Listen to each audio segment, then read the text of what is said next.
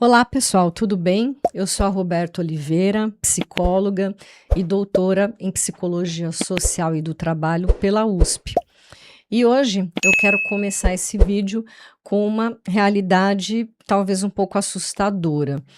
As empresas que não implementam NR1 adequadamente estão se encaminhando para processos trabalhistas e multas que são bem pesadas. E não é daqui 10 anos, não.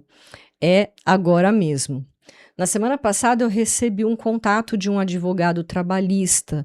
Ele me disse que vem recebendo cada vez mais processos de trabalhadores contra empresas por negligência em saúde mental. E sabe o que é pior? As empresas não têm nenhum registro de que estão implementando a NR1, não documentaram nada. Aí começa o pânico, né? Porque documentação é tudo em compliance. A gente não consegue entender se estão fazendo alguma coisa e não sabem documentar ou se realmente não fizeram nada. Se você não documentou o que fez, aos olhos da lei, você não fez. E tem empresa grande sendo processada em 500.000, 1 milhão, por negligência, por não ter evidência de que cuidou da saúde mental. Mas aqui está o lado bom, né, se é que temos. Quando você implementa a NR1 corretamente, documentando tudo, você cria um escudo legal que protege a empresa. Se alguém processar, você tem evidências de que fez tudo certinho. E mais, psicólogo que sabe estruturar compliance de NR1 vai se tornar alguém super importante para as empresas, porque ele é um protetor legal. Então, hoje eu quero ensinar para vocês como estruturar a implementação da NR1 de uma forma que vai passar por esse compliance, como documentar tudo, como criar evidências que vão proteger e, principalmente, como usar o compliance como argumento de venda para sua consultoria. E aqui eu preciso mencionar que a Entrelaços Psicologia desenvolveu um curso de formação completo em NR1 e que traz toda essa estrutura de documentação, porque a gente entende justamente que técnica e compliance vão trazer uma proteção total. Então, a gente vai falar, sim, sobre documento que o Ministério do Trabalho exige, a gente vai falar sobre todos esses registros, como que você vai estruturar tudo, né? Preparar empresa para auditoria externa é algo que vai ser muito útil nesse momento. E usar o compliance como argumento de venda, a empresa vai realmente pagar muito para alguém que sabe fazer isso, para ela não ser processada. Porque, gente, compliance é um nicho menos explorado em saúde mental corporativa. Quem souber fazer pode cobrar muito bem, porque reduz um risco legal. O link para o nosso curso está aqui abaixo na descrição.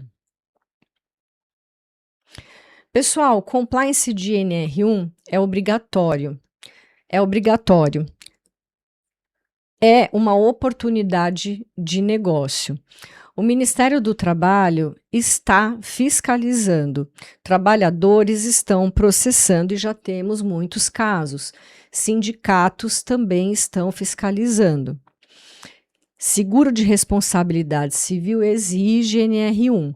Empresa que não tem possibilidade de passar por um compliance está vulnerável.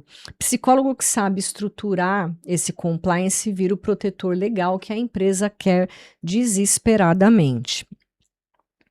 Vamos entender esse compliance de NR1. O que é compliance e por que ele importa?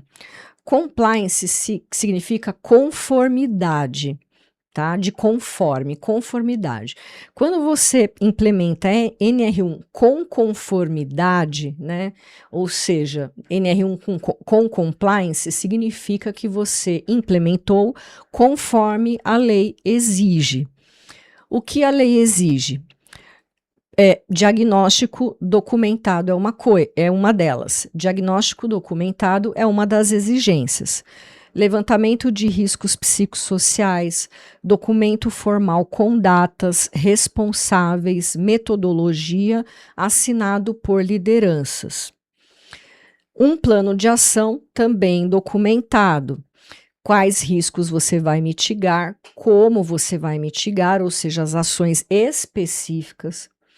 Cronograma claro, responsáveis por cada uma das ações e assinado também. Outra exigência, implementação registrada. Todos os passos da implementação documentados, datas de início, data fim, todos os participantes, evidências como fotos, listas de presença, etc. Uma outra exigência, monitoramento contínuo. Indicadores sendo coletados regularmente, relatórios periódicos, evidências de que vocês continuam cuidando e a comunicação também registrada, ou seja, as políticas de comunicação evidenciadas, feedback coletado, ou seja, pesquisas, grupos focais, né, tudo coletado em relação aos colaboradores. Os ajustes implementados com evidências. Então, quando a gente diz que você precisa passar pelo compliance, é passar por esse processo em que vai ser observado se você implementou em conformidade. Tá?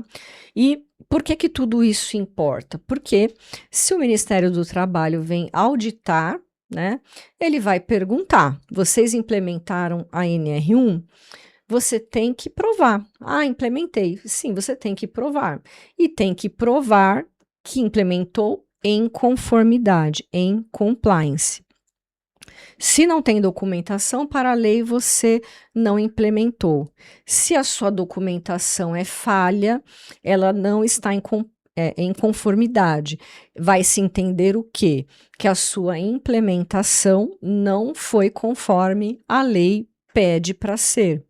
E aí vem o quê? Vem uma multa, vem uma exposição legal. A gente aqui trabalhou com uma empresa que foi processada por negligência, ela tinha mais ou menos 200 pessoas. Deixa eu contar um caso que eu vi, né? Era uma empresa de mais ou menos 200 pessoas que fez o diagnóstico de riscos, bem feito o diagnóstico, e implementou algumas ações até bem implementadas, mas só que ela não tinha documentado nada. Tinha, assim, alguns registros soltos, não tinha data, não tinha assinatura, ou seja, a evidência de implementação não era boa. O problema é um funcionário deprimido por causa do ambiente tóxico processou a empresa. E aí, qual é a evidência de que a empresa cuidou da saúde mental, né? Que ela estava fazendo tudo o que era preciso? Bom, a empresa pode dizer: a gente implementou umas coisas aí, né? Mas onde que está esse documento? Não tem documento formal, mas a gente fez algumas coisas. Então, assim, a empresa ela vai ser entendida como negligente. Não tem evidência de conformidade com a NR1, né? Eu sei que essa empresa específica, ela teve que pagar uma indenização de 350 mil para esse colaborador, mais multa da fiscalização de 120 mil, ou seja, só aí 470 mil em prejuízos. E o mais triste é que se tivesse documentado tudo direitinho, talvez ganhasse a ação. Teria que estar tudo em conformidade. Eu quero falar agora sobre os 5 pilares do compliance em NR1. O primeiro deles é ter uma governança clara. O que isso significa?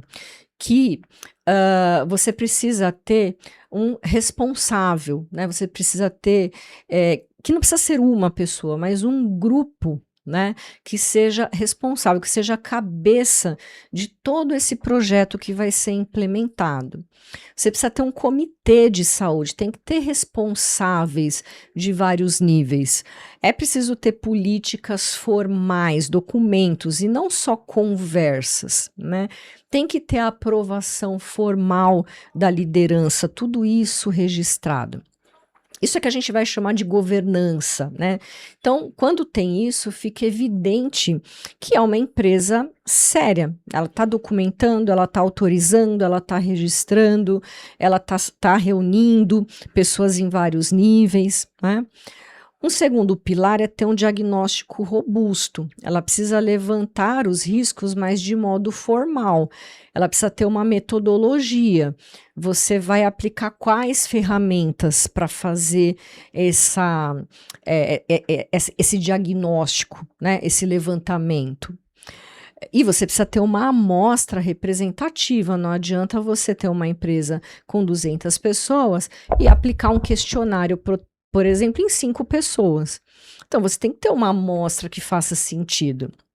70% das pessoas, não é? Precisa ter um relatório formal com data, responsáveis, assinatura, né, de quando aconteceu aí essa avaliação, se foi mais de um dia, né, uma avaliação grande que envolveu vários processos, então vai ter vários relatórios, tudo isso tem que ser aprovado formalmente, inclusive. Então, o diagnóstico robusto, ele é a prova de que você conhece mesmo quais são os riscos. Então, significa que você avaliou muito bem. O terceiro pilar é um plano de ação estruturado. Então, eu tenho risco X, para esse risco vai ter esta ação e o responsável por essa ação vai ser essa pessoa que tem esse prazo. Para o outro risco, né, risco Y, vai ser esta ação, esse responsável, esse prazo. Tudo isso tem que estar documentado, tem que ter um quadro formal, né, um cronograma, onde você vai priorizar quais são os riscos que serão atacados primeiro por serem mais graves, certo? Tem que ter uma revisão periódica, né? Um plano estruturado vai mostrar que você tem um plano, que não é achismo, tem um plano baseado em evidências. O quarto pilar é uma implementação das ações também documentada, né? Não tinha lá risco, tal ação com tal responsável em tal tempo. Então, esta ação também precisa ser documentada. Cada ação tem a sua evidência, que é data, participantes, ou várias datas, né? Participantes, resultados. Então, se é um workshop, tem lista de presença assinada. Se é uma política que foi desenhada ali, escrita pelos colaboradores, tem que ter um comprovante de recebimento do setor, tem que ter fotografias, né? Registros de vários tipos, né? Ou seja, é a prova de que a coisa aconteceu mesmo, né? O quinto pilar é o monitoramento e a evolução disso tudo. Então, você tem que construir indicadores que sejam capazes de medir o antes e o depois. E você tem que coletar esses indicadores de modo periódico. Aí vai do contexto, né, da ação que foi feita. Então, o que é que cabe? Coletar trimestralmente, mensalmente, semestralmente, né? E aí ter os relatórios formais compartilhados sempre com a liderança.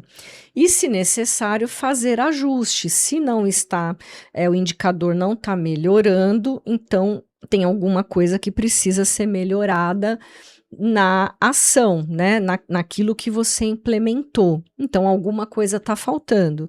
Se a ação foi uma política nova implementada, então rever a política tem alguma coisa faltando.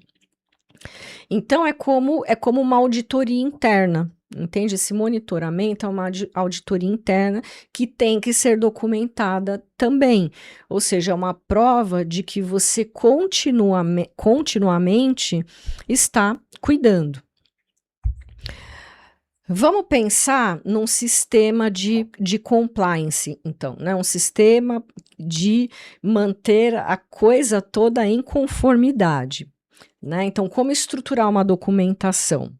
Então, o primeiro passo, você pode criar um repositório centralizado, ou seja, ter uma pasta física, ter uma pasta digital, com tudo, né? Você tem o diagnóstico com data, metodologia, tudo assinado, o plano de ação também da forma como a gente viu, data, assinatura, as políticas todas formalizadas, registros de implementação, pesquisas, feedbacks, né, relatório de monitoramento, comunicações, a prova dessas comunicações, tudo organizado, seja por subpastas, né, do modo em que você entender que aquilo fica melhor organizado, tudo assinado. O segundo passo é criar um checklist mensal da implementação, né? Então, assim, implementação ocorrendo, sim ou não, o que, quando, o monitoramento daquilo foi feito, sim, não, quais indicadores, né? O indicador foi monitorado, quais os resultados? Então, ter uma espécie, né, de checklist em que você vai passando por todos eles de maneira sistemática. Então, você vai ter uma prova que seja mensal, semanal, cada checklist aí vai ter, pode ser que eles tenham prazos diferentes, né? O terceiro passo é ter os relatórios disso, né? Então, você vai resumir as ações realizadas com datas, vai mostrar ali os indicadores antes e depois, vai registrar se houve ajustes necessários e aí quais foram, e tudo isso vai ser assinado pela liderança. Tudo isso também vai sendo guardado nesse repositório que você preparou. Tá? O passo 4 é fazer essa auditoria interna, seja semestralmente, anualmente, né? Ou seja, verificar se a documentação está completa, verificar se o cronograma foi seguido, identificar se tem gaps ali, alguma coisa que não foi feita, e aí corrigir isso, né? E essa auditoria é documentada. Né? Então, a auditoria interna, olha, foi documentado, foi feito e foi encontrado gap aqui, ali, foi corrigido isso, aquilo, né? Então, não precisa esconder isso, né? É importante que fique documentada a própria auditoria. Então, deixa eu contar para vocês uma empresa que ela ficou em conformidade, uma situação real em que esse processo aconteceu. Então, não era uma empresa tão grande, era uma empresa de 150 pessoas e ela decidiu implementar a NR1 direitinho. Então, ela chamou a consultoria para a gente estruturar a NR1 nesses moldes, que é o que precisa ser sempre, desde o início, para ser em conformidade. Então, logo de cara, você tem que estruturar a governança, ou seja, você precisa designar quem são as pessoas, né, que estarão nessa governança. Tem um RH no local, é ele que vai fazer, né? Então, a gente vai criar um comitê, então criou-se lá um comitê com os representantes, formalizou-se as políticas, documentou-se tudo. Depois foi para o diagnóstico robusto. Nessa época, nós não tínhamos o nosso questionário próprio, né, de avaliação, então nós usamos o COPSOC, que é bastante conhecido, e conseguimos aplicar em 80% da empresa. Relatório formal, apresentação para a liderança, tudo como nós apresentamos aqui para vocês, tudo foi aprovado. Depois, lá pelo 5º mês, mais ou menos, entramos com os planos de ação, priorizamos ali aqueles riscos que eram mais complicados, né? Cada ação tinha ali o responsável, o prazo, tudo foi aprovado e compartilhado com a empresa. Mais ou menos do 6º até o 12º mês, as implementações foram feitas de forma documentada, toda a ação tinha data de início, de término, participantes, foto, lista de presença, enfim. Os e-mails de comunicação, tudo lá no repositório de forma centralizada. E aconteceu o monitoramento contínuo por um tempo, depois a consultoria se retira, e aí uma responsabilidade da empresa dar continuidade, né? Então, a gente tinha o monitoramento de indicadores trimestralmente, relatórios formais de resultados, de ajustes e de auditoria interna também. E na nossa primeira auditoria interna, o que foi muito legal é que a gente não encontrou nenhum gap, nada que não havia sido feito, nada que a gente tenha concordado entre nós que merecesse algum tipo de correção. Agora, aqui vem um detalhe que a maioria não vê. Você pode vender isso como um diferencial. Não é só implementar saúde mental, é implementar de forma que proteja a empresa legalmente. A empresa quer cuidar da saúde mental por ética, quer evitar processos por proteção, quer estar em conformidade por lei. Então, são várias necessidades. Quando você oferece tudo isso junto, o valor do que você está oferecendo, ele aumenta. Então, nas primeiras conversas, você pode dizer que muitas empresas implementam saúde mental, mas não documentam. E que quando o Ministério do Trabalho chega ou um funcionário processa, essa empresa não tem evidência de conformidade. Você pode dizer que a tua consultoria estrutura tudo de forma que você pode dizer que a tua consultoria estrutura tudo de forma que a empresa vai ficar protegida legalmente. Você não só implementa, mas você prova que implementou. Fica muito mais fácil da empresa acordar isso com você. Alguns erros comuns de compliance, né? O primeiro erro é só focar ali no que é bonito, né? Ai, programas legais, programas bonitos, mas assim,